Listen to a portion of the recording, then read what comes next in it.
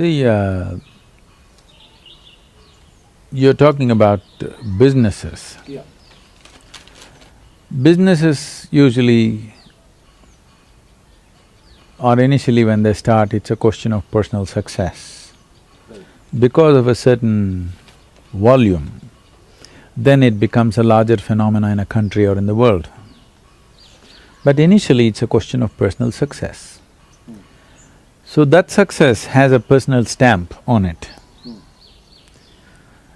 If you want to peel that stamp off and hand it over to somebody, there are many problems. There are many things in the process of building that you have realized which can never be taught to another person, which they have to imbibe by being around. There are many small nuances. So, particularly businesses which are crafted around a person, it's very difficult to pass it on. It takes a certain amount of effort, it takes years and years of culturing people around you to be able to pass it on to somebody. And the effort that it takes to pass it on to people is so much sometimes, you rather do the work yourself. Because it takes so much effort to pass on a simple nuance of doing something in a particular way that it feels like it's better you do it. And also, beyond a certain age, you don't care so much about the business as you cared about it in the beginning. Now as life ebbs within you, your concern is more about yourself, how you are and what's happening to you and stuff. So when that's the thing, others may be thinking in terms of, oh, such a great business, he's not passing it on, what is he doing, no succession plan and all these things, others may be thinking because they're only looking at the bubble of success. But that person has done the bubble, blown the bubble, and now he's matured into looking at his life. He's looking at himself, how he eats in the morning, because an entrepreneur doesn't eat on time, doesn't sleep on time, doesn't do anything well when he's building something. Now he wants to eat well in the morning, he wants to take a walk, maybe he wants to golf, he wants to do something because he knows, whether consciously or unconsciously, everybody knows when the bones start creaking that your time is limited. Now you start looking, this bubble looks great from outside, is it worth building, is it worth investing more of your time in this? But at the same time, if you want to pass it on to somebody, you will have to spend more time on it than you're doing it yourself. So you're just hoping you keep doing it and one day maybe somebody will take over, whatever happens you don't care, something will happen. Somebody will take it and run it. This may be the attitude of many business people, and I've had very close conversations with people like that, and this is the reality with them. And I don't blame them, it's fine.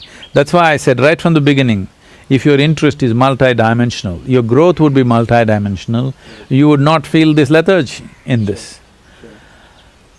The succession would naturally come because you allowed people to be around you, to imbibe things, not just teaching them, just allowing them to absorb how things are done. So, that would make succession very simple, you don't have to name, okay, this is the guy. Whoever absorbs, one day you will see that it's safer in this person's hands than anybody else's hands, so you hand over. And that person, what he does, what he or she does with it, is entirely their own, there is no guarantee, okay? There's no guarantee, not necessarily because that person's responsibility or irresponsibility, competence or incompetence. A particular business may be relevant to a particular time, may not be relevant to another time. And it's very difficult to come to terms with that. That what I invested my whole life upon is not relevant to the next generation of people is something very difficult for people to come to terms with. So entirely changing the very focus of business, the business itself, using the financial capabilities that the business has to change the very focus, that level of entrepreneurship is not always there. I want you to understand, at some point in life, at some stage in your life, human beings lose interest in money. Only somebody who's very rudimentary in his mind maintains that interest to the end. Most human beings lose interest in money when they reach a certain point in their life. Initially, probably, these sayings are going around time is money. Slowly, as age creeps in, you begin to understand that time is not money, time is life. So, as that understanding and experience sinks in, you would want to invest your time in a different way than just about making money. Entrepreneurship is essentially about investing your time to make money.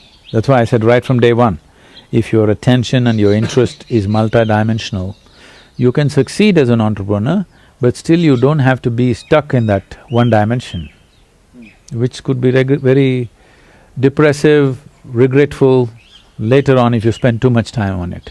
It's good, some people choose to just retire no matter what. Business running well, not well is not my business. They have the necessary dispassion to hand it over and sit back and look, okay, if it goes well, it goes well, it doesn't go well, it doesn't go well. Even I could have failed when I did things, somebody else is failing, it's their privilege.